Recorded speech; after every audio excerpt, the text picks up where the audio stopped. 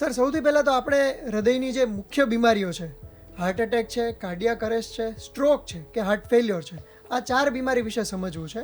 એટલે સામાન્ય લોકો સમજી શકે કે આ 4 બીમારીઓમાં ખરેખર શું થાય છે, તો એ માટેની માહિતી અમને આપો. હૃદય રોગ એને એવી રીતે ડિફાઇન કરી શકાય કે હૃદયની અંદર લોહીની જે નળીઓ હોય, જેને અમે કોરોનરી આર્ટરીઝ કહીએ છીએ, એમાં બ્લડનું પરિભ્રમણ ઓછું થાય કોલેસ્ટ્રોલના અવરોધને કારણે, અને એને કારણે જે છાતીમાં દુખાવો થાય એને હૃદય શૂળ અથવા એન્જાઇના કહેવાય છે.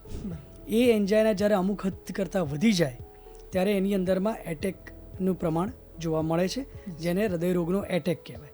આ એટેક વિશે વાત થઈ. બીજું તમે મને સવાલ પૂછ્યો જેનું નામ છે હાર્ટ ફેલ્યોર. હૃદયને ફેલ ક્યારે થાય? જ્યારે હૃદયમાં લોહી ઓછું પહોંચે, હૃદયના સ્નાયુ નબળા પડે, અને હૃદયના સ્નાયુની અંદરમાં ડેમેજને કારણે હૃદયની અંદરના પ્રેશરમાં જે ચેન્જીસ આવે ત્યારે એને કહેવાય છે હાર્ટ ફેલ્યોર. એ મોટે ભાગે હૃદયના સ્નાયુ નબળા પડવાને કારણે, અથવા તો હૃદયની નળીઓની અંદરમાં લોહી ઓછું પહોંચવાને કારણે, અથવા અનકન્ટ્રોલ બ્લડ પ્રેશર, આ મુખ્યત્વે કારણ હોય છે જેને કારણે હાર્ટ ફેલ્યોર થતું હોય છે. ત્રીજું તમે કીધું સ્ટ્રોક. સ્ટ્રોક એ યુઝ્યુઅલી સેરેબ્રોવાસ્ક્યુલર સ્ટ્રોક, એટલે બ્રેઇનમાં જતી નળીની અંદરમાં કોલેસ્ટ્રોલના થરના જમા થવાને કારણે બ્લડ સપ્લાય ઓછો મળે છે બ્રેઇનને, જેને કારણે બ્લડ ઓછું મળવાને કારણે એક સ્ટ્રોક આવે છે, જેને આપણે સીવી સ્ટ્રોક અથવા સેરેબ્રોવાસ્ક્યુલર સ્ટ્રોક અમે કહીએ છીએ, જે બેઝિકલી પેરાલિસિસનો એક ભાગ છે. સાદી ભાષામાં સમજાવીએ તો પેરાલિસિસને સીવી સ્ટ્રોક અથવા તો સ્ટ્રોક કહી શકાય. સ્ટ્રોક અને એટેક એ બે સેમ વસ્તુ નથી.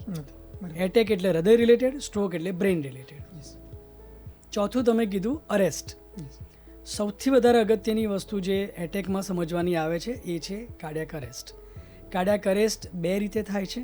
હૃદયની ગતિ ખૂબ વધી જાય અને અનિયમિત થઈ જાય, જેને અમે લાઈફ થ્રેટનિંગ એરિથમિયાસ કહીએ છીએ, જેનું એક મેડિકલ ટર્મિનોલોજીનું નામ છે વેન્ટ્રિક્યુલર ફિબ્રિલેશન અથવા વેન્ટ્રિક્યુલર ટેકિકાર્ડિયા.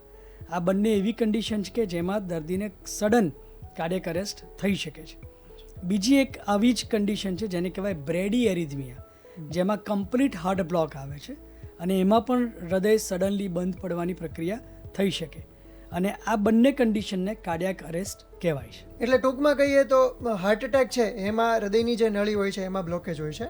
કાર્ડિયાક અરેસ્ટ તમે કીધું એ એની રિધમ બંધ થઈ જાય એના કારણે થતું હોય છે. અને હાર્ટ ફેલ્યોરમાં તમે કહ્યું કે હૃદયના સ્નાયુ નબળા પડી જાય છે. અને ચોથી જે આપણે વાત કરીએ સ્ટ્રોકની, કે જે વધારે બ્રેઇન સંબંધિત છે.